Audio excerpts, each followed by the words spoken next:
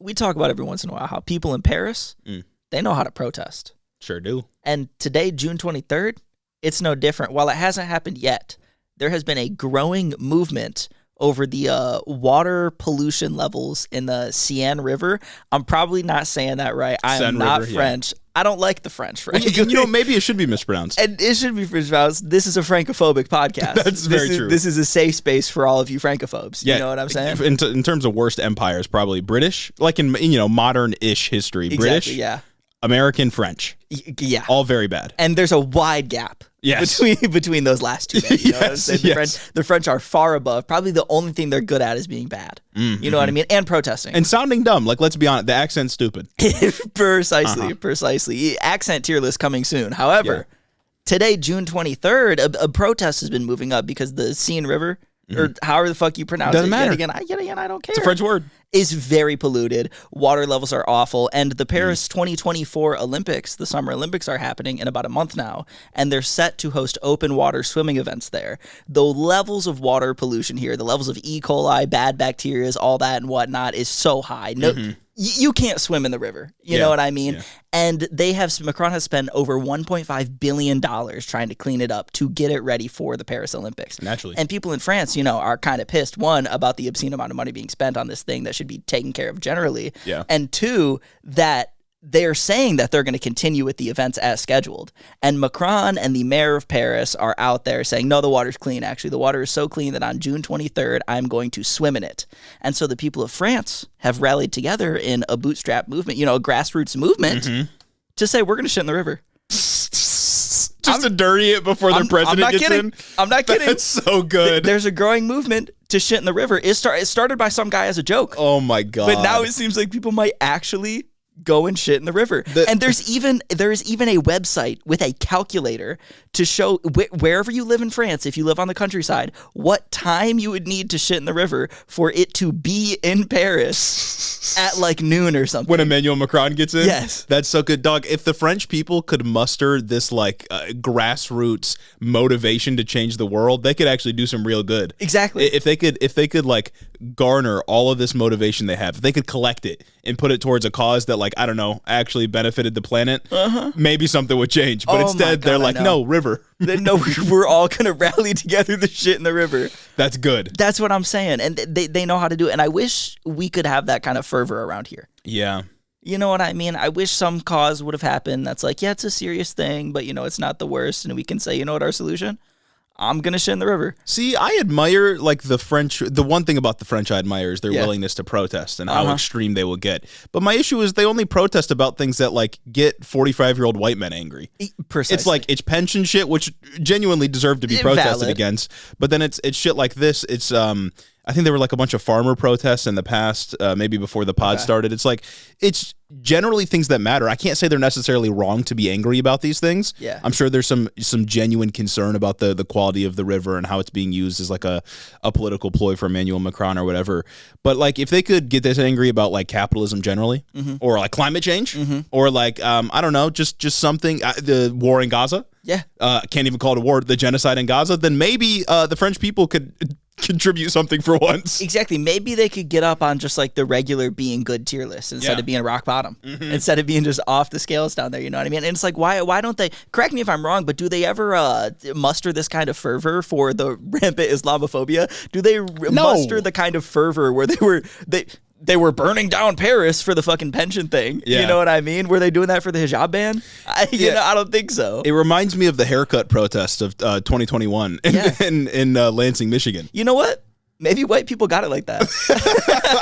They're about it. Maybe that's the takeaway from this. Damn. I feel you could be so much more. The potential is there. Oh my gosh, I know. If we took that anger and pointed it towards real social issues. You think Emmanuel Macron will still get into the river? I don't know. I don't as know a piece of shit floats by. I don't know if people are genuinely shitting in the river. I would. Yes. Especially if I live on the countryside and I can go and put in a calculator and find out when I could do it in the privacy of my own land. And then it would be there when the president, who I probably don't like, is there anyway. Yeah, or just shit and then just take a bucket and dump it in the river. If you don't want whole to be shown to everybody else. Yeah, but I mean Paris sucks anyway, so. Yeah. I'm not getting Paris syndrome on this podcast.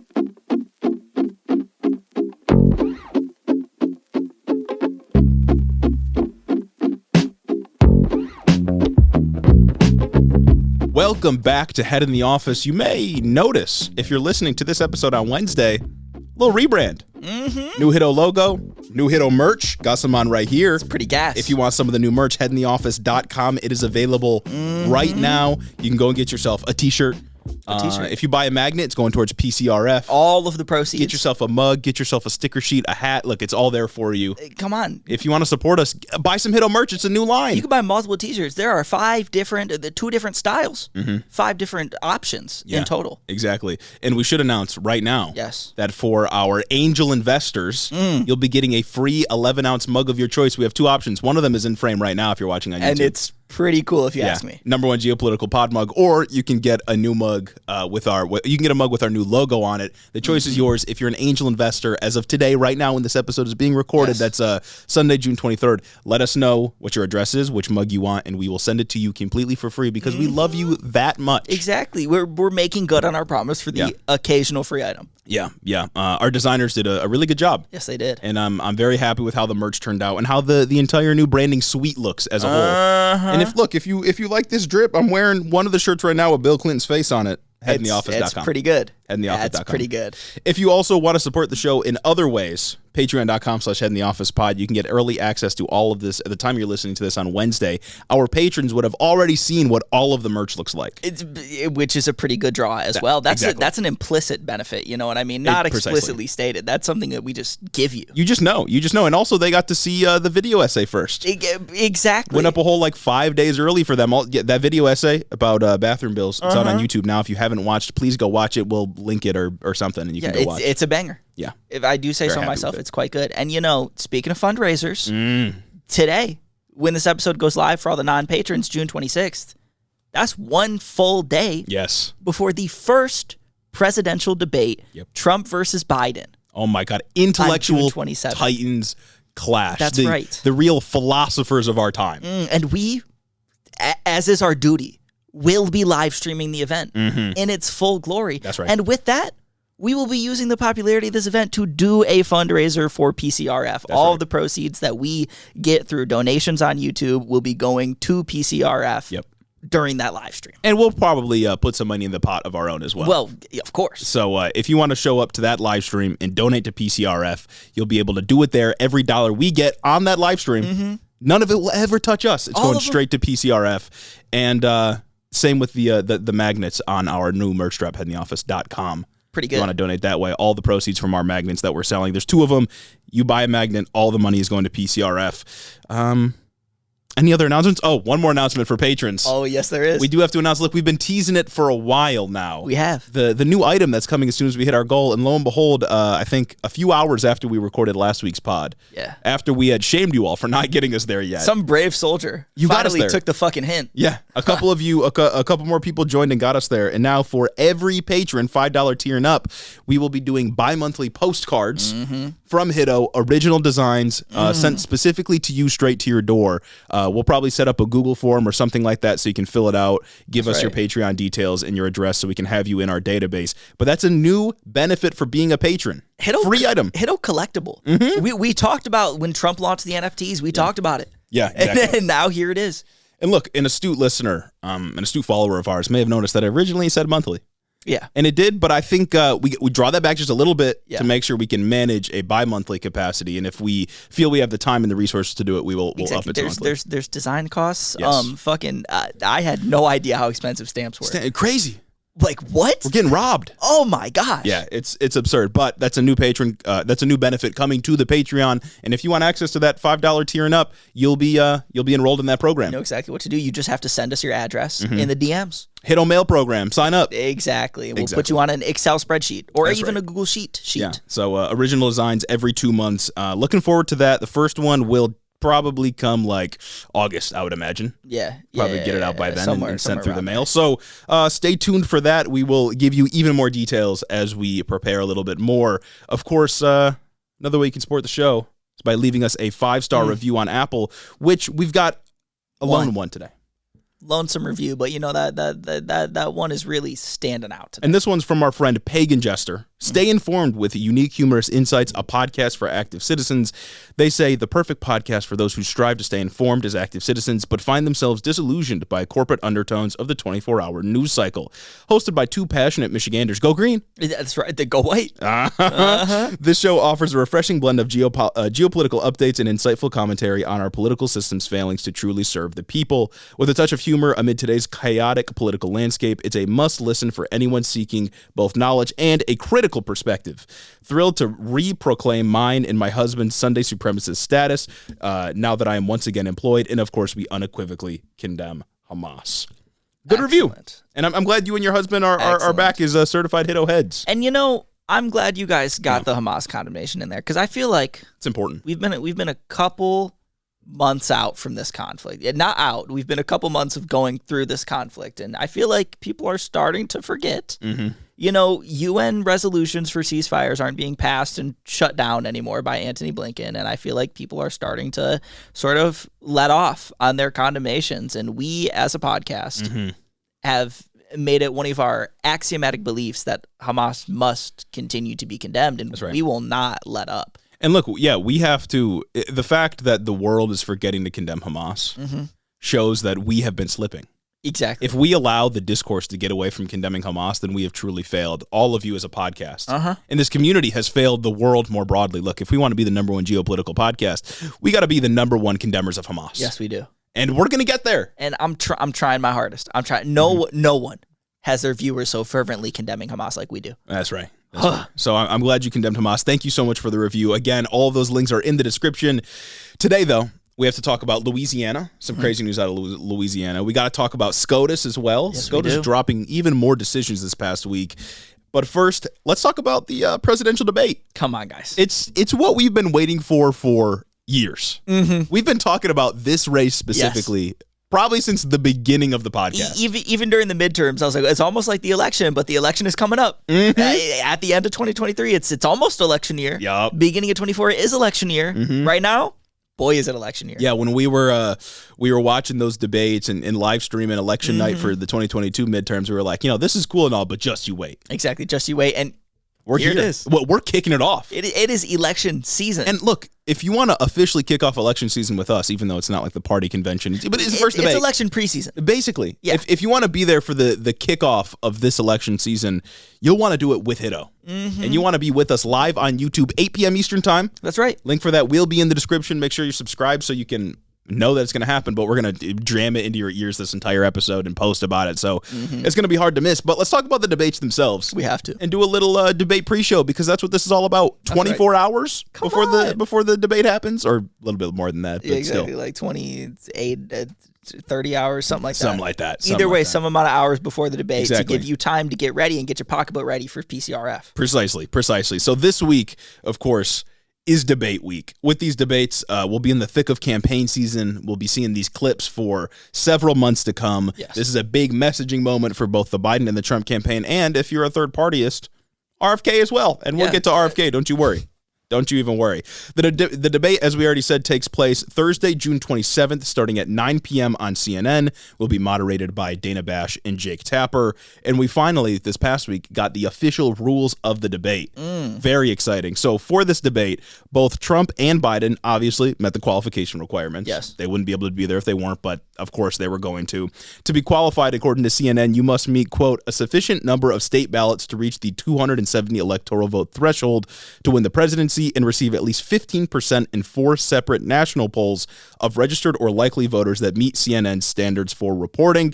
This, unfortunately, means maybe for the content heads and those that refuse to vote for Trump or that refuse to vote for Biden on the left. For patriots. RFK didn't make it. RFK didn't make it. Massive L for free thinkers out there. Massive L for people who don't fuck with the corporate duopoly machine. Yeah, we're just saying words. Massive L for the American people. And, massive L for us.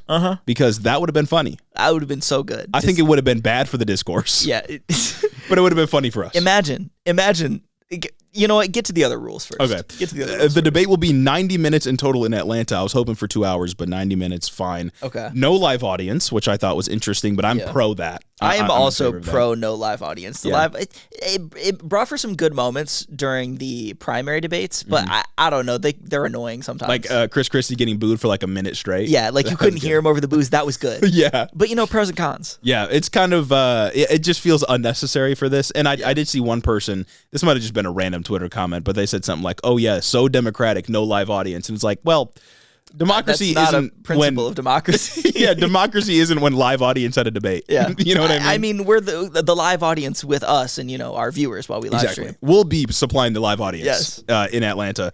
There will be 2 commercial breaks during which neither candidate can speak to their staff. Only 2 commercial breaks? 2 commercial breaks, which means I'm going to have 2 chances to go pee during the live stream. That's pretty good. But I thought the more interesting part was that neither candidate can speak to their staff. They just got to stand there. That's interesting. For like 2 minutes? Yeah. Just stand up there?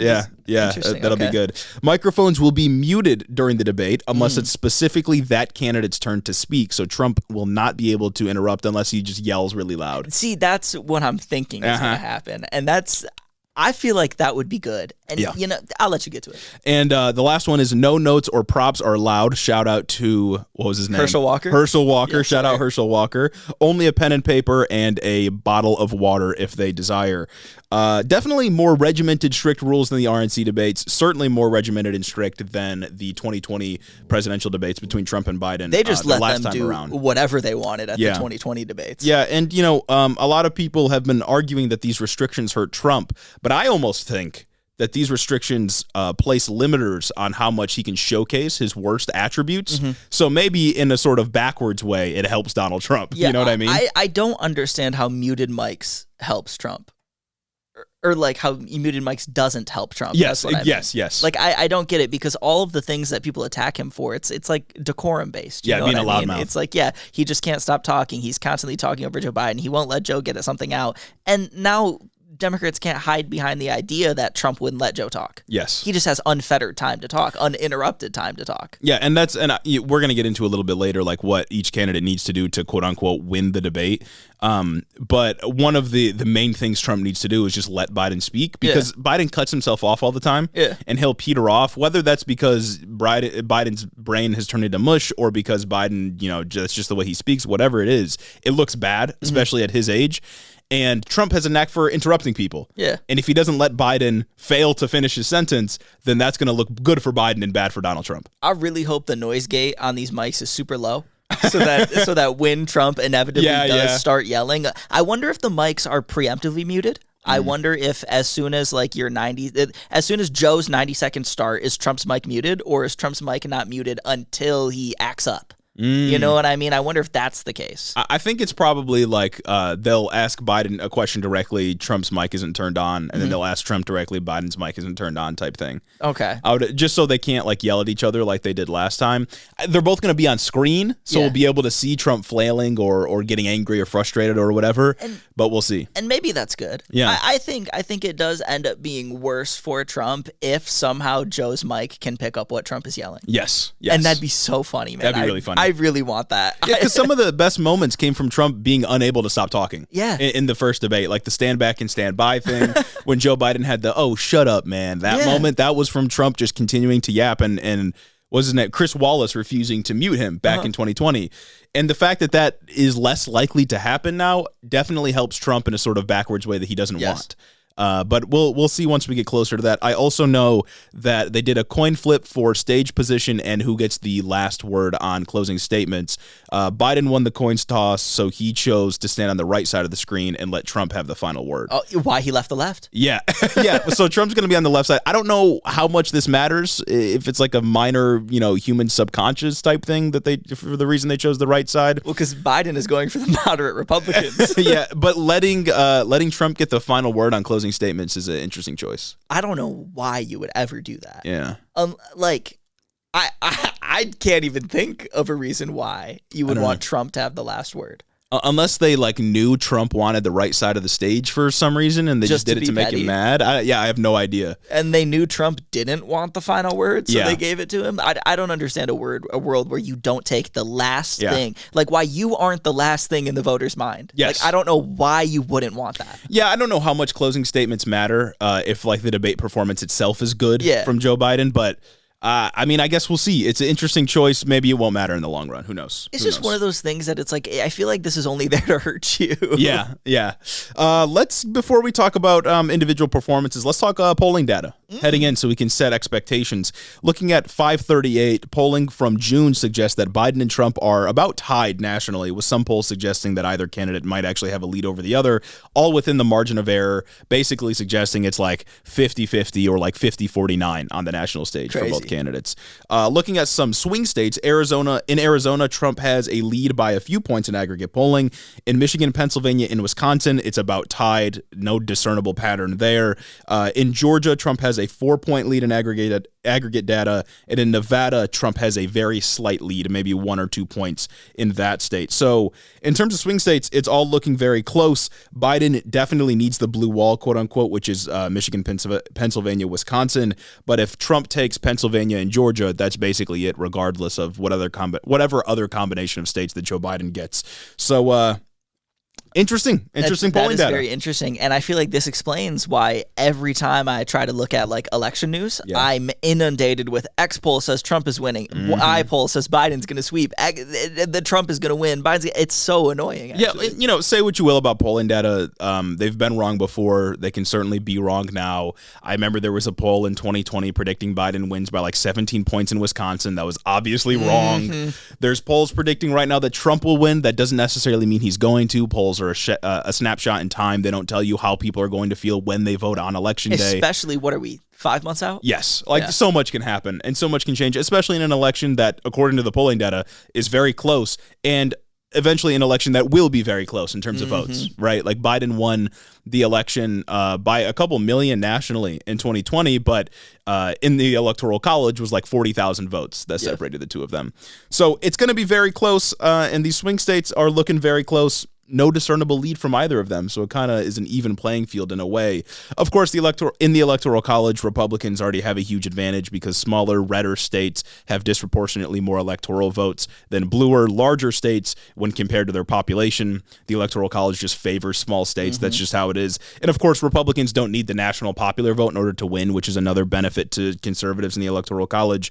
But we'll see. Things are looking close. I don't think a recent conservative president has won the national popular vote. Since Reagan, I think. That's crazy. Or no, maybe H.W. Bush, probably. Yeah. It's been it's been a couple decades. The most recent ones have not. Yes. Like in modern history, they have. In the 2000s, Or no, maybe Bush might have in his after second 9/11. Yeah, but not the inaugural term. No Republican in recent history has won the popular vote in their first term. Yeah, Trump didn't. It's just it's crazy. It is crazy. It's crazy. Unpopular policies, unpopular people. Yeah, I'll say.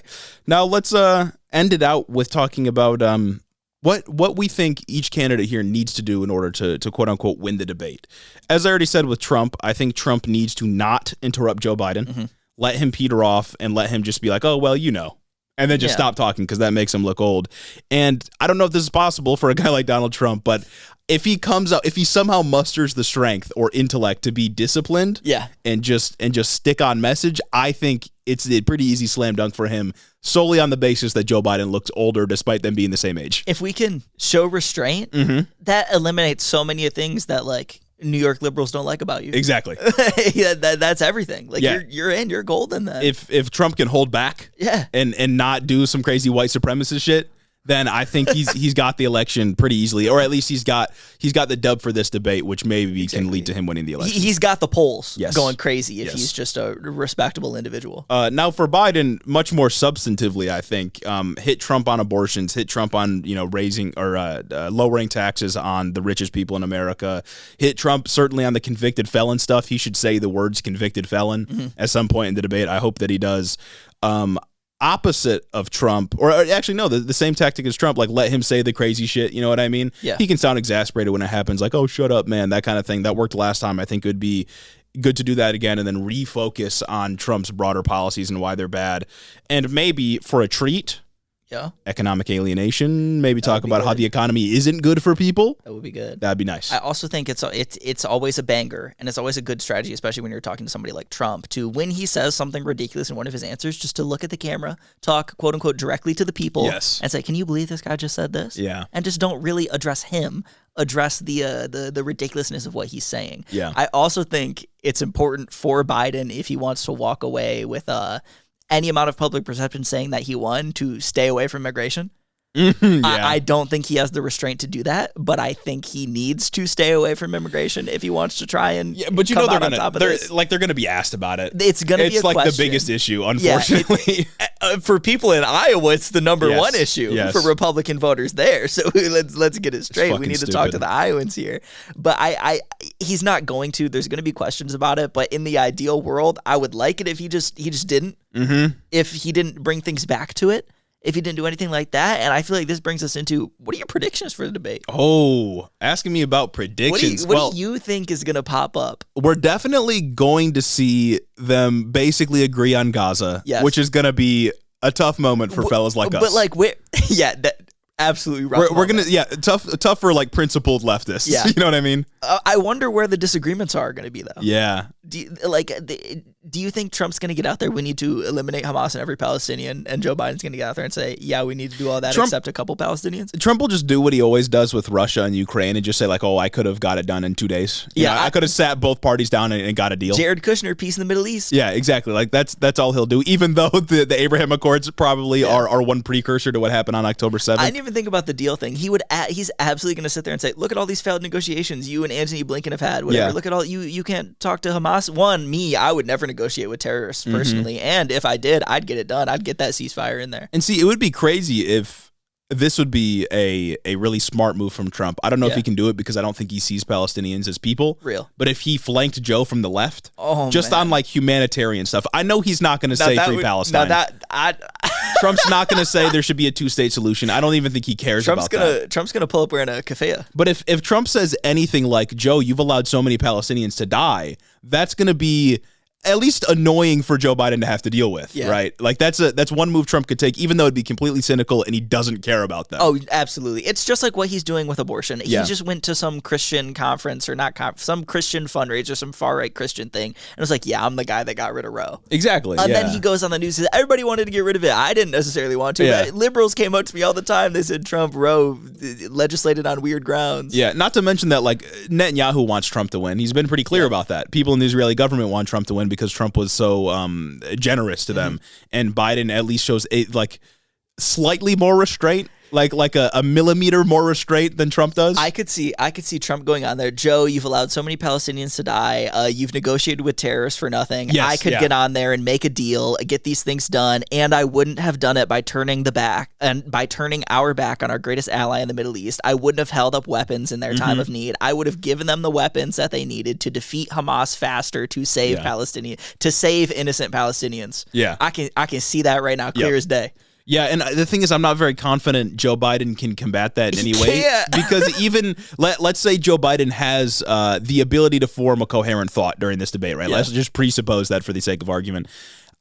His position on Gaza has been so flip-floppity that I don't know if he can really articulate it, even if he knows how to speak on Thursday. Especially because, and that's what I'm going to get into. Yeah. I don't know if he's going to have the mental fortitude to be able to argue about Gaza in any meaningful or nuanced way. Yeah. Especially when he doesn't have a great opinion about Gaza. Yeah. They'll agree on immigration for the most part, but Biden will say things like, Trump says that immigrants are poisoning the blood of the country, which is true. He calls them rats or vermin or whatever, which again is something that Trump has done. And that's important to hit on that. That is a distinction. But the issue is like the policies are mostly the same. And Trump would be smart. I don't think he'll do this because his ego will probably get in the way, but Trump would be smart to say, like, you did nothing on immigration until an election year, and then you're basically just trying to copy my policies now because you think it'll help you win votes. If Trump does that, I think it's smart, but I don't think he wants to connect himself to Biden's policy agenda the same way. I feel like Biden has to, because he will be asked about immigration. They can't dodge the question. I think he has to dodge talking about his immigration policy, though. I feel like his immigration policy is unpopular. I don't know. It's just maybe I'm too left-pilled on the issue. See, but I thought Biden was doing all of this draconian shit on immigration because he thinks that's what's going to help him win voters matters in an election year. I think so too, but it's like so he is going to hammer home policy, but the policy is identical to Trump's, and it's bad. Yeah, and it's objectively bad, right? Like it's not good policy, and I don't even think it'll work electorally. I think he could win the voters he's trying to do without actually trying to brutalize people at the border by just signaling that immigration is bad, because like we've covered, there's an argument to be made that the amount of people coming over the border is too much for our NGOs to handle, but the solution is not to brutalize them. Yeah. The solution is not to deny people a better life. The solution is to fund the government organizations that help people get set up here in America, or fund the courts, speed up the process for asylum seekers to be granted asylum, figure that all out, not just holding kids in cages. Yeah, and like the Democrats have mostly abandoned this rhetoric, but again, I would like to hear like the melting pot, America's a melting pot, immigrants make us stronger, that kind of thing. We don't get much of that from liberals nowadays, but it would be nice to hear. And I think that on immigration, it'll be a good chance for Biden to really hammer home that like we had a deal, conservatives helped mold this deal, and then Trump is the reason it never passed. And Trump killed it. Yeah, that's true. I don't know. Trump's going to deny that. He's going to say, no, that's not true. That's, he's going to say that about everything. It was a bad deal, blah, blah, blah. Yeah, but at the very least, that's a platform for Biden to say it to, 50 million people that are watching or whatever. But it's also like, if he were to do the melting pot rhetoric, that sets up Trump to say something abhorrent, like, well, these people are coming over to replace us. What about Laken Riley? That's the thing. Yeah, we're going to get some of that. I've seen on Truth Social, he's been posting about how he is explicitly planning on doing that. Yes. He's explicitly planning on bringing up individual instances of people being murdered by immigrants. Or I don't even know if they're immigrants. He's just going to bring up instances of people being murdered by a brown person to justify everything that's happening at the border. Yeah, and that's a major trend with the right now. I saw this one thing on Twitter right-wingers were getting very angry about. It was the AP reporting on some brutal murder of somebody in Texas or something like that. And right-wingers were all commenting, like, insane that the AP didn't even mention that it was an immigrant. And, of course, it was boosted by Elon Musk. And it's like, it is in no way relevant to the facts of the case that, like, the immigration status of the killer. Yeah. Like, it straight up doesn't matter, especially if you're going to try to extrapolate that to define immigrants more broadly. The only thing that saying that, that highlighting that this person is an immigrant would do is create the narrative that immigrants are doing this as a block, as a collective. Yeah, like, that's not like journalistic malpractice. It's just, it's not relevant. And it's also like, on the topic of Trump bringing up these individual instances that do not at all define a group, I'm not putting it past Joe Biden to get up there and agree, just like he did at the State of the Union when he took, was it Marjorie Taylor Greene's Laken Riley pin? And said, Laken Riley, an immigrant did this, like, brother. Didn't he say like an illegal or something like that? He said an illegal did this, but like, come on, man. But instead of, outside of that, if we're just talking like moments, we're going to get Hunter Biden discourse. Yes. Trump has to say something about Hunter Biden. Family. Yeah, Biden crime family. You schlong too long. You weaponizing the DOJ against conservatives. We're going to get some of that. Trump's never been one to talk about like the woke stuff. I don't think he cares about like gay people and trans people, really. I feel like, I don't know. He tries. Yeah, he does. He tries sometimes to talk about trans people, especially recently. But the searing hatred isn't there like it is for immigrants. You know what I mean? Yeah, and he only tries when it's like big in the news. Yeah. And it hasn't been big in the news. It's been I feel like it's been a more tame Pride Month. Correct me if I'm wrong. Maybe we just haven't been focusing on like the right state legislation, but it's not like last year, where people were waiting until June to drop just insane things. Especially because a lot of companies have just straight up backed off being supportive. Yeah, I went to my local Target the other day and I realized, wait a second, there's no Pride section. They just backed off. Yeah, it's actually kind of sad. But I don't know. I feel like there's going to be a lot that's unpredictable. And I'm very excited for it. I'm very excited too. Yeah, I have noticed that Trump lately has been lowering the expectations for Biden in this debate, basically saying he's so sleepy, they're going to hop him up on a bunch of drugs, he can't even walk to the podium and stuff like this. Yeah. I think that can only possibly harm Trump. I think so too. Because he's lowering the expectations, and if Biden exceeds those expectations, Trump looks bad. The only world where this works out is if Trump literally stomps all over him, and I think it's more likely that we get mostly like a, wow, that just sucked all around kind of thing. And I think we're going to have more Trump-like flubs. Like, I think we're going to have Trump-Biden moments than people expect. Yes, and also, we have proof of what you just said right there, that he's kind of setting up Biden to exceed expectations with the State of the Union. Yep. After the State of the Union, everyone's like, "Oh shit, this guy can yap. Mm-hmm. This guy can actually speak and like do it well." bad content aside, like the Lake and Riley immigration rhetoric, like he can actually get up there and deliver a fervent address for an hour and a half. Yeah. And polling boosted after that. Like he noticed a noticeable boost. Yeah, which is where like the he's on drugs rhetoric came from anyway. Yeah. Is like, oh my God, he's been sleepy this whole time and now he can actually come out and deliver a speech. And look, he might be on drugs, but show me a president that hasn't been. I'm saying this shit, they're working. Cocaine in the White House and exactly. It's getting the work done. Where'd that cocaine in the White House go? Most important job in the world. Exactly. You're telling me that I want him on. Exactly. Anyway, you got any major predictions? Outside of being massively disappointed by immigration in Gaza, I do wonder how much they're going to talk about Gaza, or if CNN will choose to kind of glance over it. I think it can go either way. I don't think it'll be a sticking point, considering I don't think that's one of the things that's really like, it's not polling like immigration does, unfortunately. Yeah, people don't think about foreign policy when they vote. Yeah. Like I wish they would. The U.S. is complicit in a lot of horrible things, but because the parties are so similar on a lot of foreign policy, it's just not a thing people think about. Also, of course, people are worried about if they can afford health care and food and stuff like that. Like I said, the rural Idaho voter is literally concerned about immigration. Yes. They are up at night wondering if a Mexican is going to come into their rural Idaho town. Yeah, which is crazy because like crime is down everywhere. Literally. Despite the immigration, crime is down everywhere. It's so crazy that one of the mainline Republican talking points and narratives still is that crime is so damn high because it's statistically untrue. And I feel like so many people are so worried about crime only because they keep seeing clips of like a black person doing a crime on social media or on Fox News. Well, it's not fun. It doesn't get my heart racing when I see statistics. Yeah. It doesn't get my heart racing when I see statistics that are like, oh, well, actually things are doing better. Yeah. Like things are marginally better than they were before. Yeah. Like it's I don't even know how you get people out of that mindset. I don't either. I feel like it genuinely will take years to deprogram the idea that like Democrat-run cities are rampant hellholes. Yeah, it's like Detroit had its lowest crime rate in 57 years. Exactly. In 2023. It's not the case that crime is high everywhere.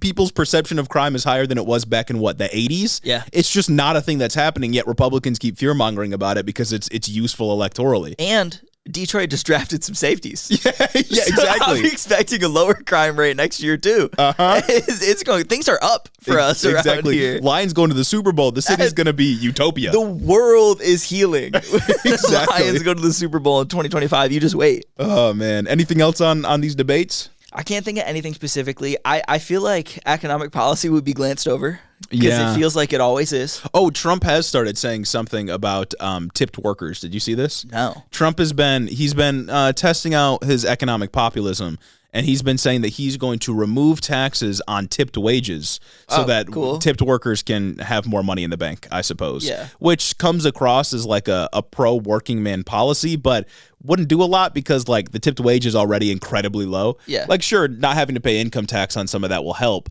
but I think the thing that would help more is getting rid of tipped wages and just raising the minimum wage for everybody. Yeah, and just paying people like a standard amount that's livable and that they can do things on and enjoy it. I haven't seen that, but I have seen the other policy he's been touting around and I think picked up a little more steam is that he wants to eliminate federal income tax and instead replace that with 100% tariffs on everything from overseas. That would obliterate the economy. He literally wants hyperinflation. Yeah. You cannot do that. Like, there no principled anyone would tell you that that's a good idea. No, that's why everyone's raising the alarm bells about it because you can't do that. Yet, fuck-ass libertarians on the timeline are like, oh yeah, this is literally the best thing ever. Yeah. 100% tariffs on everything? Brother, we get everything from overseas. Yeah. Oh my God, what do you mean? We just won't be able to afford imports. Yeah. Like, you just won't be able to buy shit.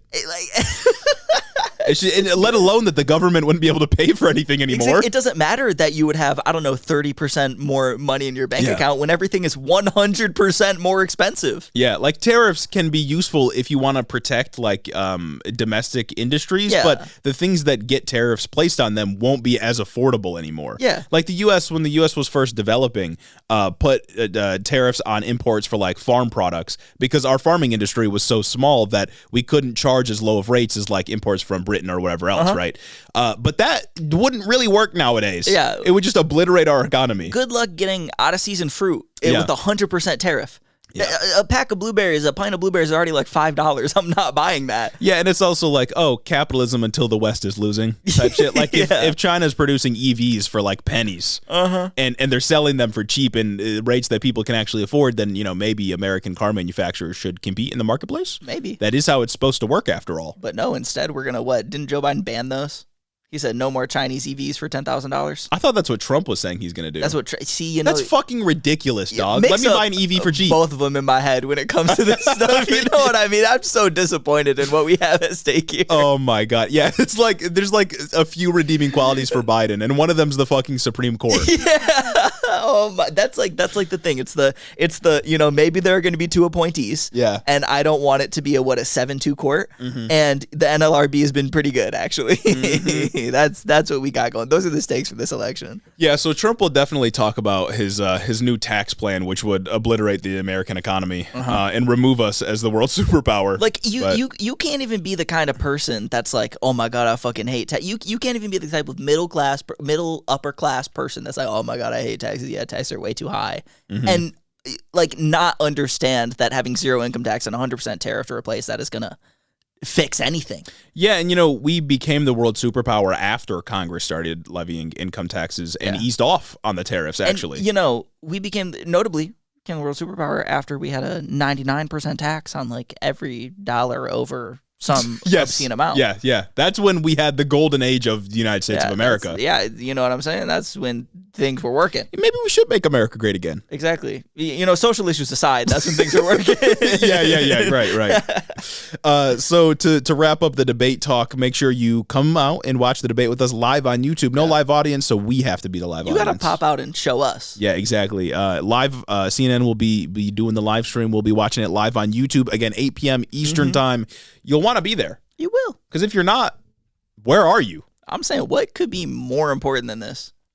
Nothing in my life. I'm telling you right now. And make sure you pull up with some money to donate, because we will be donating all the proceeds of these 2 genocidal maniacs to hopefully an organization that can help those affected by their genocide. To help stomach when they say, oh yeah, you know what, we do agree on this issue. You know, maybe we could come together and do something bipartisan when it comes to this. And then finally, Fox News will be like, hit them. They donated to Hamas. And we'll finally get our big break. Newsmax, Fox News, Sky News, all the Rupert Murdoch places can be like, oh, these 2 Michigan-based podcasters just donated $20,000 to Hamas because that's how much you guys are going to show out. You guys can make it happen. You could make it happen. We've made money off of live streams without even asking for it. This is true. And so if you guys want to make it happen at the same time where we're getting all this attention from the presidential debate, it's possible. And when you do it, we'll read your comment. Oh, of course. Oh my gosh. Come on now. What could be better than that? It's just like a review, except you pay for it. But that pay for it goes to a great cause. And you could say something silly. You could even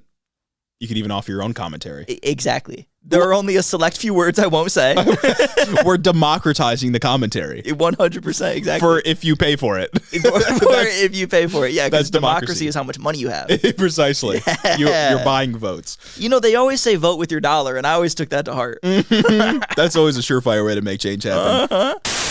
You know what one of my favorite activities is? What? Reading. Oh, I love reading. I love literature. And one of my favorite things to read are the reviews we get on Apple Podcasts. Always. Not only do I love to read them, but it's a really great way to support the show. If you want to help us out, go and leave a 5-star review on Apple. As always, we read them here on the show.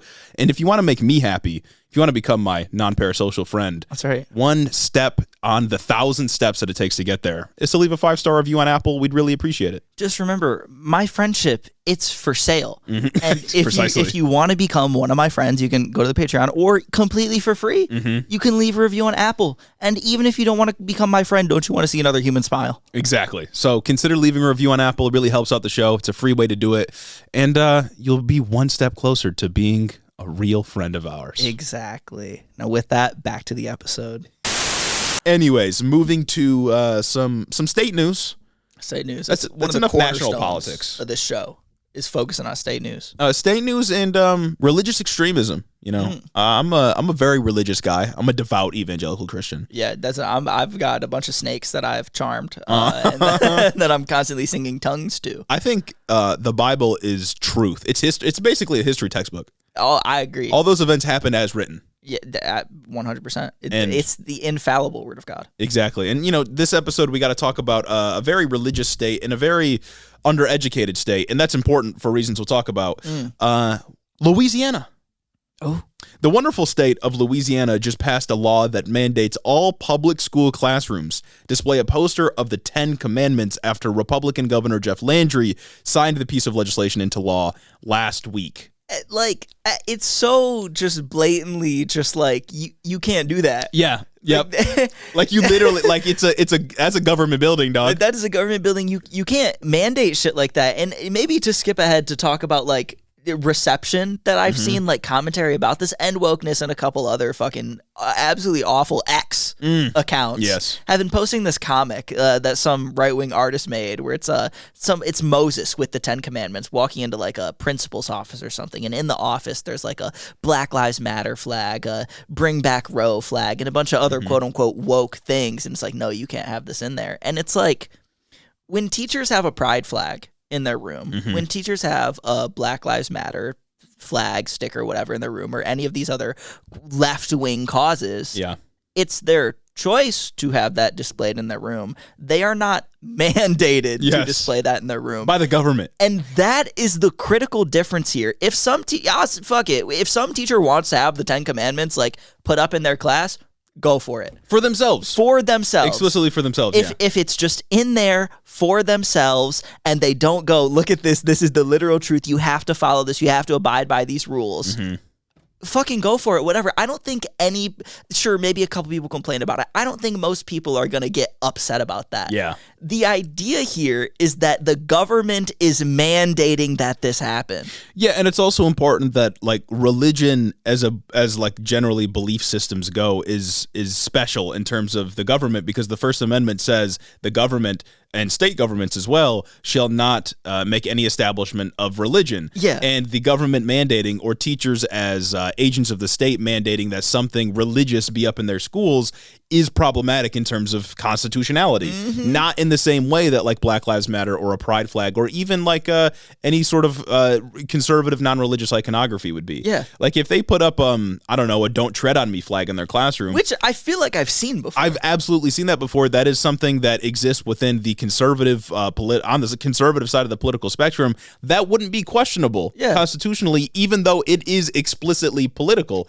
In the same way that like putting up a pride flag wouldn't be something that's in violation of any state law or maybe state law nowadays, but wouldn't be in violation of the Constitution and free speech rights. Yeah, like it's not the same thing. It's not. And it just speaks to a general issue of Republicans equating things that just aren't the same. Yeah. When it comes to stuff like this, nobody is imposing pride on you. Yeah. They're just kind of doing it. Yeah.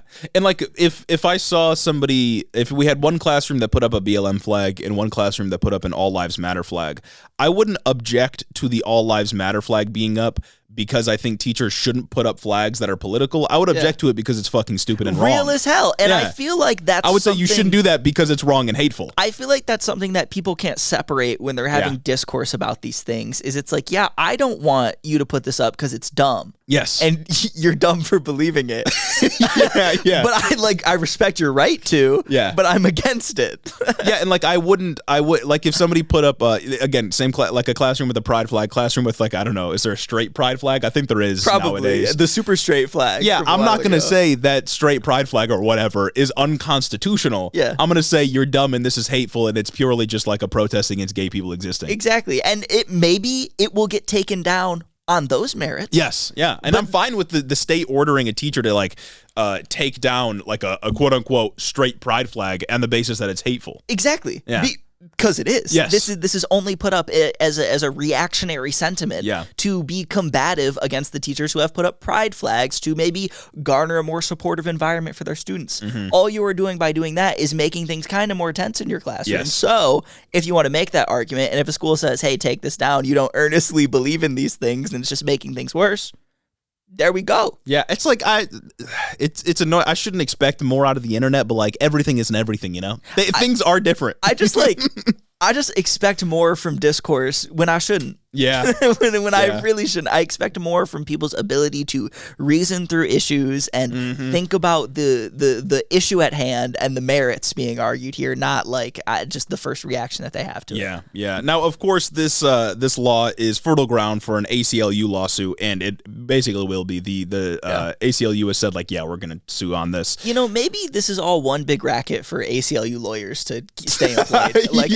like that's how blatantly stupid it is to pass this law. Yeah, and I say that because it is very obviously a clear violation of settled constitutional law. And Governor Landry of Louisiana was asked about that, and he said, quote, "If you want to respect the rule of law, you've got to start from the original lawgiver, which was Moses." Of course, referencing him coming down with the Ten Commandments. Settled historical fact. Yeah, precisely. Now, I say this is already settled constitutional law because we have a 1980 Supreme Court case, Stone v. Graham, in which families in Kentucky sued the state superintendent for a law that required the posting of the Ten Commandments in school classrooms. And in that 5-4 SCOTUS decision, the justices ruled that the requirement to have the Ten Commandments up had no secular purpose, as in it wasn't for educational purposes. It wasn't teaching kids about world religions, and it was plainly religious. Yeah. I don't see how this is very different here. Maybe Louisiana will try to spin it and just be like, oh, we're just teaching kids about it. But it's like, you required it up in all classrooms, not just like history classes. Yeah, you know? you're not teaching me about the Ten Commandments in pre-calc. Like, why do I? Yeah, exactly. Why do I need the Ten Commandments in like a math class? Yeah, I'm learning algebra. Maybe you can make the argument in literature. You can certainly make the argument in history. But what am I doing with the Ten Commandments in chemistry? Yeah. What does "thou shalt not steal" have to do with me? I don't know, rusting something. Not to mention, of course, that, and this just feels like the low-hanging fruit. Like, conservatives would not let it fly if it was like the Quran or holy scriptures from any religion that isn't Christianity. You know what I mean? Like, and that feels like a thing I shouldn't really have to say because it's so obvious. But it's like if some state, I don't know, if Utah mandated like Mormon scripture is put up in a bunch of classrooms, they would not let that fly. Well, it's like, you know, speaking to discourse that I'm disappointed by. I don't even want to call it discourse. It's just some right-winger on the internet doing right-wing things, which is kind of being dumb sometimes. Yeah. The Satanic Temple or some, like, Satanist account or whatever, they always get in on this things because that's kind of what it's for. Yeah. There's differences between the Satanic Temple and another thing that we covered a long time ago that I can't quite remember right now. So it was abortion, right? Yeah, it's like the Satanic Temple, and there's like another Satanist group that's like actually like devoutly religious. There are differences between the two groups. One is mostly for political activism. I can't remember which one is. I think it's the Satanic Temple, but either way, someone affiliated with something like that is like, oh, if the Ten Commandments are in schools, it's time to get this in school, and it's like a statue of Baphomet. Yeah. And the right winger retweeted it by saying something like, well, hot take, good things are good and bad things are bad. And it's just like, Jesus Christ, Doug. Sure. You can't say that. Sure, call that bad, whatever. Call the Ten Commandments good. Sure. You know what? Sure, it's good that thou shalt not kill. What's not good is the fact that we're mandating religious scripture in every single classroom in a school. We are not engaging with the issue on the terms it's presented to us. We're engaging with it somewhere else, somewhere far off from what the actual issue at hand is. Yeah, and when we invoke something like good things are good, bad things are bad, the holy Hiddo mantra, we're talking about things like, you know, having access to healthcare or genocide being bad, like bad things are bad type shit. But if we're talking about religious scripture, we're not talking about like empirical fact. Exactly. We're talking about like a protected freedom in the American Constitution. And when we invoked the good thing are good, bad things are bad Hiddo axiom, it's when it comes to like, I don't know, some governor and some state Congress in Wisconsin using their very slim majority and maybe abusing, or the governor somewhere maybe abusing a loophole when it comes to doing things to give kids free lunch. Exactly. Like, you know, maybe this way of bending our power isn't what should be allowed, but good things are good and bad things are bad. Yeah, like nobody can argue, maybe conservatives will, but nobody can reasonably argue that feeding kids is bad. Exactly. Right? But you could have a very easy argument about if the Ten Commandments are good or bad, you know, because it's religion. Like, to act like this is settled philosophy is silly. Oh, my goodness. It's ridiculous. So as I mentioned, this is already pretty settled constitutional law. So I don't really see how this goes anywhere, but we'll get into that in just a moment. There's also been other religious text-related cases in the Supreme Court regarding schools. It's a contentious issue. Education's always been like a battleground for conservatives and liberals for very obvious reasons, I think. of course, precedent doesn't mean much nowadays. This is true. To this Supreme Court. It seems like this law was designed specifically to make its way up to the 6-3 conservative majority Supreme Court. And it seems like in a year or two, we'll probably be talking about it this time of the year. Could you imagine? Could you imagine if somehow they uphold the law? Well, it wouldn't be that surprising, and the reason I say that is because last year, 2 years ago, 2022, we covered a case called Kennedy v. Bremerton. Kennedy v. Bremerton School District, in which the Supreme Court ruled 6-3 in favor of a football coach that held public prayers after the games. The case was weird for a whole bunch of different reasons, including like the coach in testimony just fucking lying to the Supreme Court about the context and content of the prayers. Regardless, the Supreme Court did away with what was called the Lemon Test, which was the sort of step-by-step test they used to deduce if an act from a body of government was religious and if it violated the Establishment Clause of the First Amendment. They did away with that test, which will make it a lot more likely for a law like this to stay in place. That test basically was asking, like, does this law have a secular legislative purpose? It's what I mentioned earlier, right? Like, does having the Ten Commandments up serve the purpose of educating students about religions of the world, rather than telling them, like, hey, this is what's correct morally and you should believe in our religion? They got rid of the Lemon Test in this case in 2022, which to me is a hint or a signal that a law like what we see out of Louisiana is much more likely to stay in place, given that the Supreme Court is skewed so heavily conservative. I still gotta say, it's hard to believe, though. There's no way it passes, but I think that there is a world where it does, and that's the scary part. Is I think there's a maybe 90-10 chance. Or 10% chance that this thing goes sour. You know what I mean? And I think in the Kennedy case, wasn't part of why they ruled that the prayer could continue is because they said, oh, well, even though these kids have to be there for the prayer, even though the coach is saying they have to be there, they don't have to actively pray when they bow their head. Yeah. Wasn't that a part of it? I think so. And there was a lot of weird shit about that case. Like I said, the dude lied, basically saying like, oh no, they were actually private. The school's just saying they're public, even though it was on the 50-yard line after a fucking football game where there's thousands of people there for a high school football game. Like the case was very strange, but it also generated one of the corniest images of that year with the coach with the football, like kneeling in front of the Supreme Court. Yes, that one was very good. Yeah, that case was weird for a whole bunch of reasons, but another banger for conservatives out of the Supreme Court. It is kind of crazy how, well, it's not like crazy because like regular people should have access to in these high institutions, right? Yes, but it is crazy when you think about guys like that making their way all the way to the Supreme Court. You know what I mean? It's paid for by conservative think tanks like Heritage Foundation guys. Yeah, like that. It's wild, just the people and the type of cases that really make it up there. Mm-hmm. And I think that brings us into our next topic for this episode. We can talk about. We got a couple more things on this one. I was just going to say that we could get into like the more of like we've talked about the legality. We could talk about like the content of this bill itself. So as I said, it mandates the Ten Commandments, and conservatives are trying to argue that posting the Ten Commandments in public spaces isn't strictly religious because the Ten Commandments are just basic rules for life. Don't kill, don't steal, don't cheat on your wife, this kind of thing. Okay. But of course, this isn't the case. Ten Commandments, strictly religious in conception. Absolutely. If you just look at the biblical story, you'll know exactly what I'm talking about. Stone tablets talk to God in a bush. Yeah, exactly. And also, the first of the Ten Commandments literally reads, "Thou shalt have no other gods before me." Interesting. Explicitly religious. You can't put that like you said at the beginning.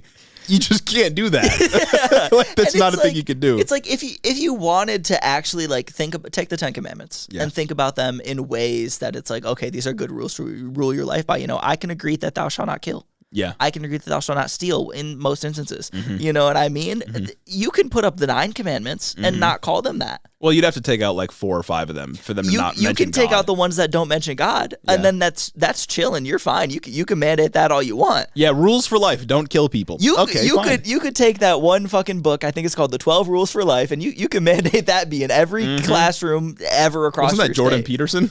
Fuck, that is, isn't it? You can take either way if it's not religious, right? And then you can take the 12 more rules for life and have the 24 rules for life up in every single classroom across the country. Clean your bedroom. And you know what? That's fine. I'm going to argue with it on the grounds that like I don't like Jordan Peterson. but I can't argue with it on the grounds of constitutionality. Exactly. You know what I mean? Yeah. The Ten Commandments are explicitly religious scripture. Like, Yeah. you just Yeah. cannot get around that fact. And also, in my humble opinion, freedom of religion to me also implies freedom from religion, and in the sense of like government law, right? Like, obviously, if you see a private display of like, a cross or the nativity scene or whatever, like it's a free country. You got to let people do what they want to do. But I think you should be free from a government establishment of religion, because the First Amendment is pretty clear that government's not supposed to do that. Yeah. And also, pretty settled case law, states also are not allowed to establish a religion of their own, because it's even if you don't want to accept the idea that it's a secular country, at the very least the Constitution says the government can't do this. Yes. The government itself cannot say this is the religion we follow, or insert its holy scriptures into government buildings specifically. It's not a thing that I want to see. Yeah, exactly. Like, it's just not. You just can't do that. Yeah, you just can't do that. Sorry. You can do basically everything else. Yeah. There's nothing within the First Amendment prohibiting you from being a Southern Baptist in government. Mm-hmm. The government just can't be Southern Baptist. Yes. The White House has a Christmas party every year. Mm-hmm. They don't have a fucking Hanukkah party, I don't think. Yeah. You know what I mean? They don't. They don't put up a dreidel, but they put up a Christmas tree every year. Yeah, there's like examples of civil religion everywhere. Yeah. You know what I mean? Like the New York government, or the whoever manages the giant Christmas trees they put up in New York, They do that all the time, and that is public displays of religion in a sort of way. But it's not the government saying like, oh yeah, this is going in children's classrooms now. Yes. You just can't do it. This Christmas tree is going up, and every family in New York has to put a present under it. Yeah. And it's revealing how conservatives like to whine a lot about like the youth being indoctrinated into white guilt, or being indoctrinated by drag queens or whatever. But it's like, this is a pretty shining example that they're pro-indoctrination if it benefits them. Absolutely. And their political project. It's like you never actually cared about moderate pedagogy and teaching a sort of moderate version of racism and the history of LGBTQ people. You just hate them. Yes. Like you just don't like minorities. That's why you wanted to limit how people talk about history. And it's also crazy that they can get away with it under the guise of, oh, we're just countering the other indoctrination. Yeah. We're just countering the indoctrination that isn't there. Like, Yes. all the woke indoctrination in schools, we need to indoctrinate our kids against that. Mm-hmm. And that's okay, because we're not against indoctrination. We're just against wokeness. Yeah, exactly. It's good. It's going to be real crazy. It's going to be new precedent, I suppose. If the Supreme Court in a few years or in a year sides with Louisiana on this, it's going to be real bad. That's gonna be I don't nice. like that. And it'd be more likely should somebody be the president. Oh yeah, infinitely more likely, And because if we get any deaths before it gets there, and get two more appointments on there, would not be happy. A 7-2 court. Oh my god. Oh my goodness! I can't imagine the damage that would do to me and my children. Mm-hmm. All future my grandchildren, posterity. Oh, all future generations. Goodness, man, it's absurd. It's absolutely absurd. And now, while we're talking about the court, we got a smaller story. This one isn't huge, and this decision serves more so to clarify a previous decision, that being Bruin versus New York Rifle and Pistol Association. Right? Of course, how could I forget? Yeah. So this week, the Supreme Court of the United States ruled 8-1. 8-1, of course. To uphold the idea that people who have restraining orders against them for domestic violence should not be able to have a firearm. And look, I'm in support of that. Call me crazy. Wholly agree. Yes. Wholly agree. Me and my favorite institution are of one mind on this. Exactly. Except for 8 members of my favorite institution are of the mind that people who have restraining orders against them because a court and a judge has found it very reasonable that they would commit harm to a partner domestically should not have a gun. Man, it's just Clarence Thomas cannot help himself but just have the worst fucking opinion ever. He's always on the wrong side. I don't know if you could show me a decision where this dude has been correct. I'm saying. Like, even Alito was like, hey, this is too far now. Right? Like...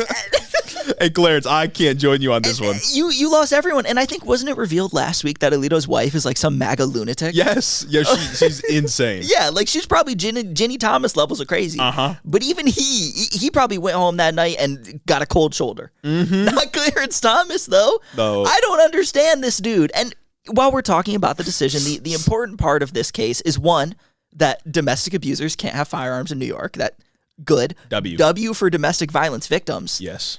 And also that it clarifies the rule that the Supreme Court established with Bruen. Because with the Bruen decision, when they when New York lost the case, the Supreme Court established a new test. It doesn't have any, I don't think it has a catchy name like the Lebens test or anything like that. But when it comes to courts deciding the constitutionality of Second Amendment challenges or laws that are alleged to combat the Second Amendment, go against the Second Amendment. The law that is regulating guns needs to be rooted in the historical tradition of the country. Goofy shit. What does that even mean? Incredibly vague. Yes. And the courts have obviously had a hard time applying this test and interpreting what that means to come to a decision. So the Fifth Circuit Court, evil court, said, I don't really know what to do here. I'm going to say that domestic abusers can have weapons because, I don't know, there's not a law that said they couldn't before. So whatever, then it was appealed up to the court. And in Alito's majority opinion, he kind of did some work here to refine the mistakes they did in not being specific about what this test was in the past. And sort of what they have come to is to say that America's historical tradition surrounding gun regulations, there needs to be a law back in the olden days that the founders would have been around for that is analogous to the new law that we want to pass restricting gun access needs to be analogous to one that America has passed traditionally, perhaps in 1791, which is a law or a set of beliefs that they use to argue that domestic abusers shouldn't be able to have guns. Because historically, if people had a firearm and they wanted to, I don't know, skip bond, you could disarm them. Yeah, it's silly because, like, at the point that the law was written, that law wasn't in tradition. That's like, what I was going to get to. Like, okay, you're going to say that this has to be rooted in America's tradition of gun regulation for it to be constitutional. Because the Supreme Court decides matters of constitutionality. That is fundamentally what they are there for. They claim to be textual originalists on the court, at least the conservatives do, interpreting the Constitution as the founders wrote it, right? Yeah. When the founders decided that, maybe if somebody wants to skip bond and we need to go after them, we shouldn't let them have a gun. Or also another law at the time or principle at the time that they cited to say that domestic abusers shouldn't be able to have weapons is this idea that if somebody threatens somebody with a gun, they shouldn't be able to have a gun. That's something the founders were for.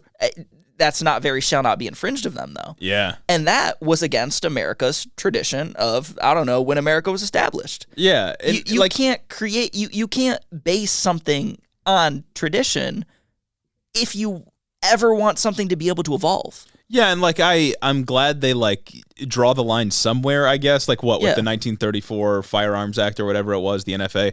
Like, I mean, drawing the line somewhere is good, but yeah, at the time that wasn't tradition. That was like a new thing. What if we want to start a new tradition of regulating guns in a different way because they've progressed to the point where, you can add something like a bump stock onto the end and kill a mass amount of people. If a founder saw it, they'd shit themselves and they'd cry and combust. They'd use a bump stock on themselves. Precisely. Yeah. And they wouldn't know what to do. And they'd be scared, and they're like, you guys have taken this way too far, I think. Maybe things should be infringed, just as we infringed upon them back in the country's founding, because we realized that, some motherfuckers should not have access to these things. I think that I've seen people make the argument that someone who's not convicted of a crime should not be able to lose one of their constitutional rights, and I can understand attacking this on that lens. However, I will say that the process of getting a restraining order is not easy. You cannot just pull one out, especially for domestic violence. There has to be a judge that approves it, and the process is rigorous. You aren't necessarily even likely to be approved, even if you can claim it.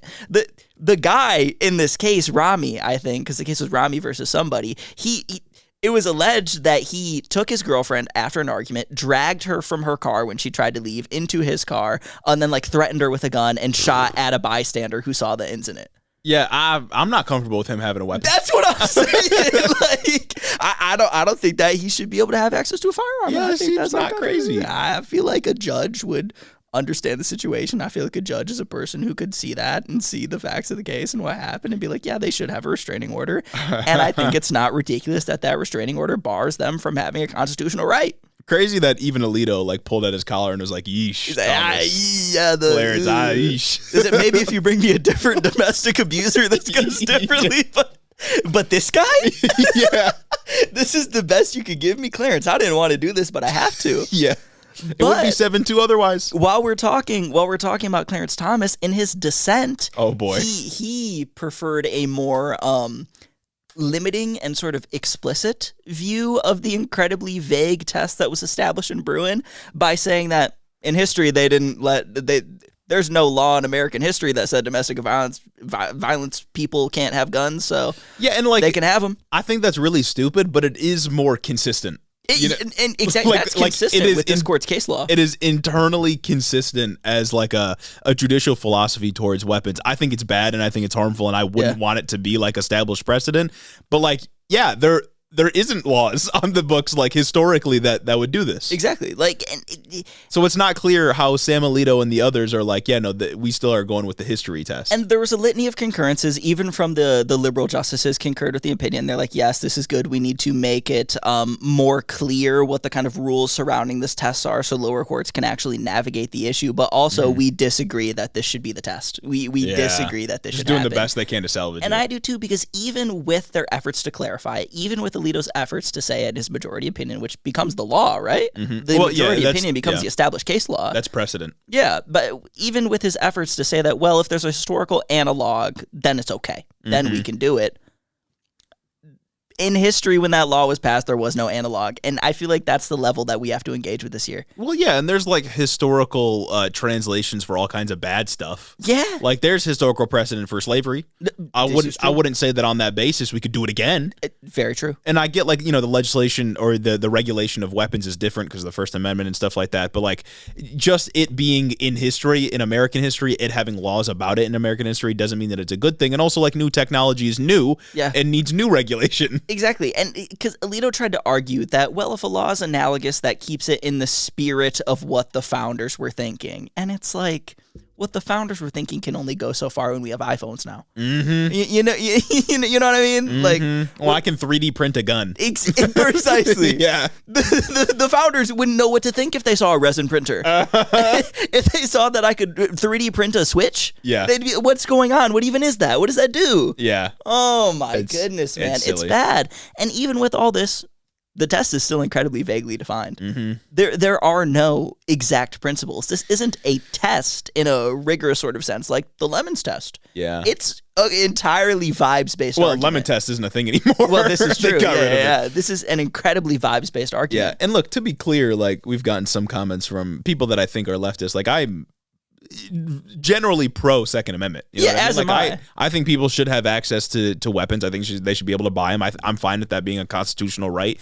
But the problem is, a lot of leftists say this in the sense that, like, we need it for a revolution, for example. It's like, a mass shooting in America is far more likely than a revolution anytime soon. Especially right now. And for now, I'd rather mass shootings stop. I'd rather, 8-year-olds keep their head intact. Yeah. Rather than be shot by an AR-15 with a bump stock on it. So I think we gotta take some effort to regulate weapons, especially considering the fact that the United States is the only country where this is a problem. Yeah. And while we're talking about this, I will say people have brought up the idea that, specifically when talking about last week's ruling about bump stocks and what that did. And sort of my argument that I think that this is signaling a bad thing for the Chevron cases coming forward, that a government agency should not have the right to make American citizens felons overnight without an act of Congress. And to that I will admit that's not something I thought about. Yeah. I agree. However, that's not what that case was about. Yeah, no, I think, I don't think that we were arguing in any way that, like, in a agency, an executive agency, should just be able to do that. We were arguing that it was within their bounds to say that bump stocks were bad based on that law. Exactly. And I will say that, sure, based on the idea that the ATF designated you a felon if you didn't turn in your bump stock, I can say that that's bad. I can say that I do not want a government agency to have that power, and I don't. Yeah. But I still think the analysis of the case holds up. I think the analysis of the majority opinion holds up. And I still think my analysis of Chevron and my faith in it still holds up. You know what I mean? Yeah. I should say the ATF instead should, I don't know, fine American citizens, whatever. I do think that it's within their right to interpret the law in that way, considering how closely it is. Well, and importantly, SCOTUS could have said that. right? Yeah. They could have said, like, yes, according to the 1934 law, bump stocks do turn a weapon into a machine gun. However, an agency of the government doesn't have the power to do X, Y, and Z, right? Yes. Like, they could have said that. You overstepped your authority in doing this, but not this. Yes. And that could become, but they didn't do that. Yeah, they could have said the framers of the 1934 law would have, as Alito said, Yes. would have defined bump stocks as a piece of technology that turns a weapon into an automatic weapon and therefore is illegal. However, an agency cannot do this without an act of Congress. So they could have done both. They literally could do whatever they want because they're too powerful of a branch of government right now. But they didn't do that, and that's where our criticism lies. And I do think it still lies in this weird area when we're talking about that case specifically, just because it's a machine gun, you know what I mean? Like it's a bump stock turns it into a machine gun. It doesn't matter how many diagrams Clarence Thomas put into his opinion. Yeah, even when he admitted that, like, yeah, sometimes though with the single action of a trigger. I saw somebody comment you could use a breast implant as a bump stock. Yeah, but I can't outlaw breast implants as easily. You know what I mean? I don't want to. And it's like, who is? Yeah. You know what I mean? Like, nobody's doing that. That's a lot harder than putting the actual bump stock on and the ease of use that provides. You know what I mean? Takes a level of commitment to doing a mass shooting that is just unprecedented. Yeah, absolutely. I don't see that as an issue. Personally, you know what? I don't think you could point to an example of that happening. Yeah. I feel like that's just something you said on YouTube. Yeah. You know what I mean? Yeah. Well, if we're still talking about SCOTUS, there was one other case I thought was interesting to touch on.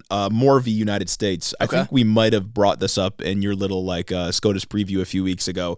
But this was the case related to corporate, unrealized tax on corporate capital gains. Oh. And it had to do with somebody, stock owners, shareholders, whatever, in a company outside of the United States that had some unrealized gains on stocks that they owned. Again, this company was foreign, but it was American citizens. And Trump's 2017 Tax Cuts and Jobs Act taxed their unrealized gains. And they sued saying like, oh, but you can't do this. And the question here was important because it was like, is SCOTUS going to say that a wealth tax generally isn't allowed? Or are they going to say that a wealth tax is allowed? That kind of seemed to be the question. And them being SCOTUS, of course, didn't give a clear answer. Nice, they basically said like, yes, the government can tax you on this, but didn't really answer the question of wealth taxes like generally. So kind of still up in the air. So, wealthy people are fine for now, but maybe if Congress ever tries to do a wealth tax, the Supreme Court will be like, nah, you can't do that. Man, that's so sick. Yeah. And I just wonder what they could point to within the Constitution that says you can't do a wealth tax. You know what I mean? I don't know. Because it's like unrealized gains are like the issue in the American economy. Yeah. Worldwide, but like in scope of what we can do.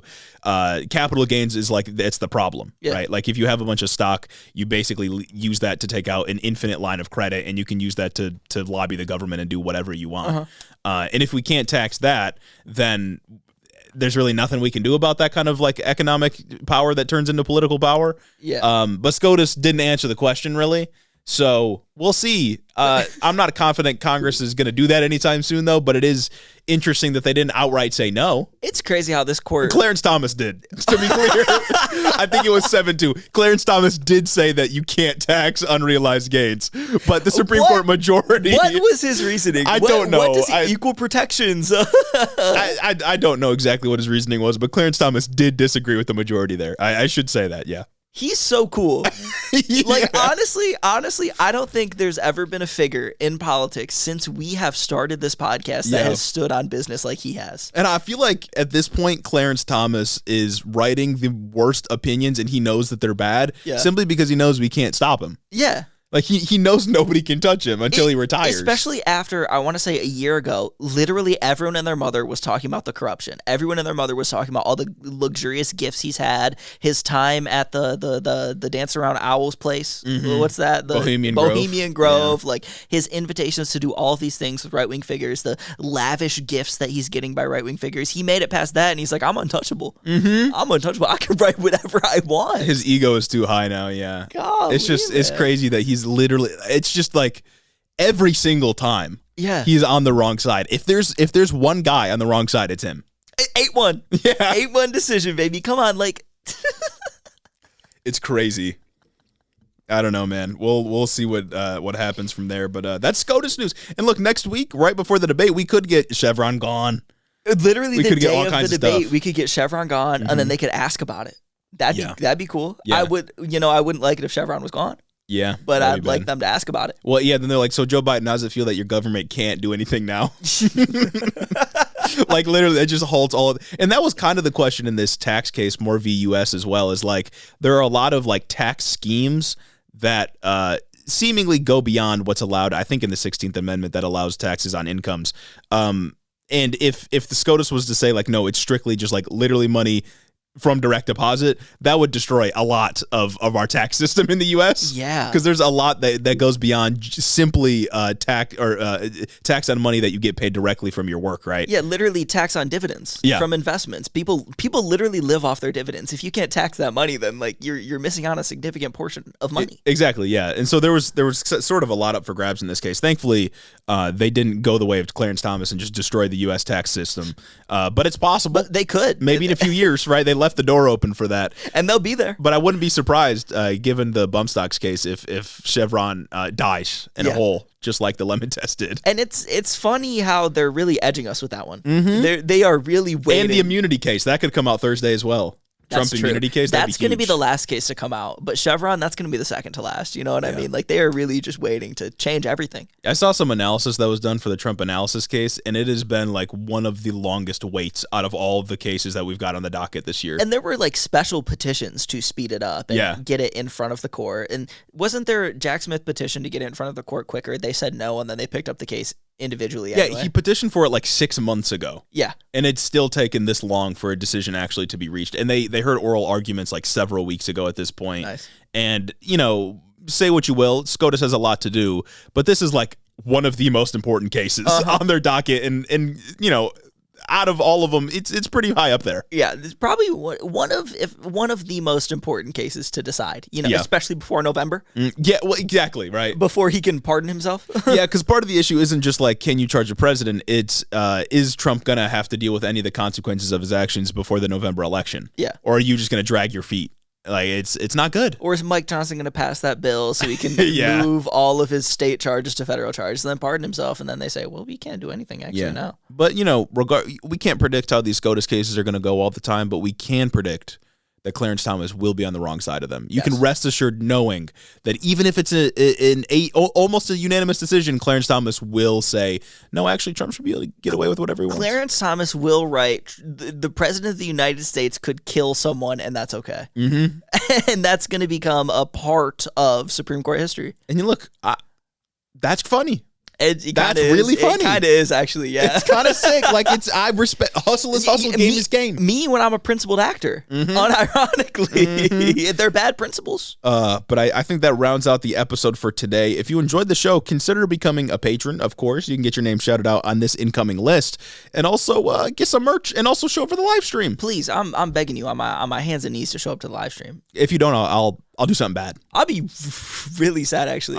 You know what? If we don't get a number in my head that I'm thinking of to show up to the live stream, I'm cutting debate coverage. I'm playing Shadow of the Erd Tree. I'm playing Shadow of the Erd Tree on stream, and then we need to get to X amount of people before we can go back to the debate. Yeah, if we're not streaming with like 5,000 people concurrent consistently, then I'm just going to boot up Elden Ring. If we're not hitting a consistent donation goal as the night goes on, I'm booting up Elden Ring. This is not worth my time. Yeah, like what's the point? You know what I'm saying? Exactly. The DLC came out Friday. I haven't got to touch it yet. It's ridiculous. Oh my God. Elden Ring, we've been waiting like what, 2 years for that? Yes. 2.5 almost? Yes. Golly, man.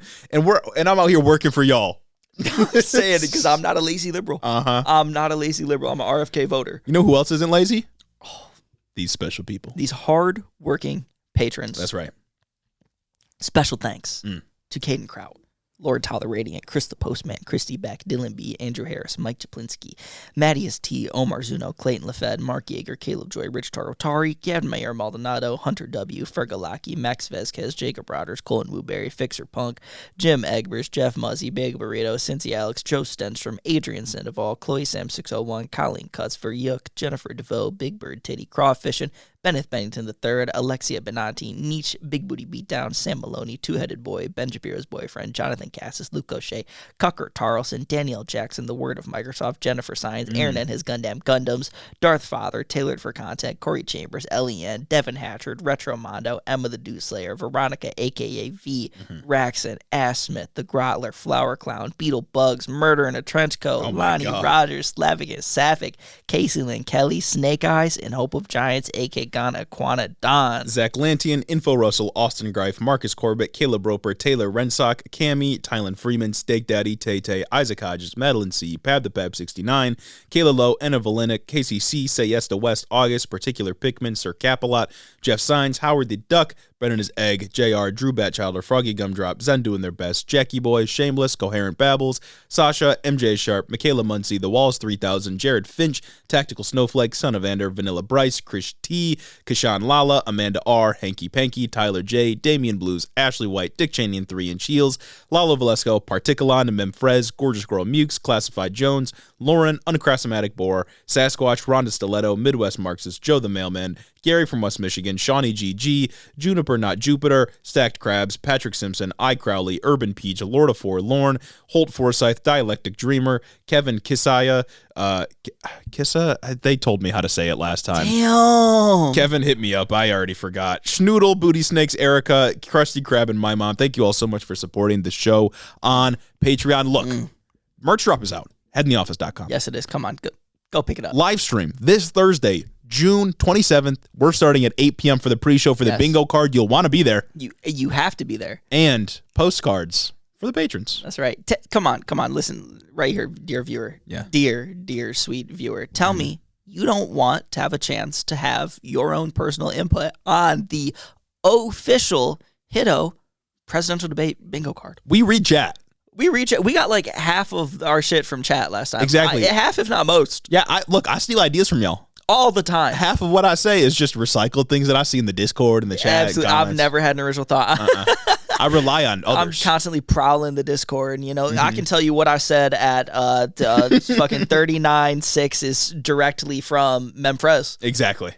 That's exactly from Memfrez. Murder in a Trench Coat. Murder in a Trench Coat, you know what I'm saying? Check it all out. Links are in the description. We better see you on Thursday of this week, and thanks for listening. Have a great week.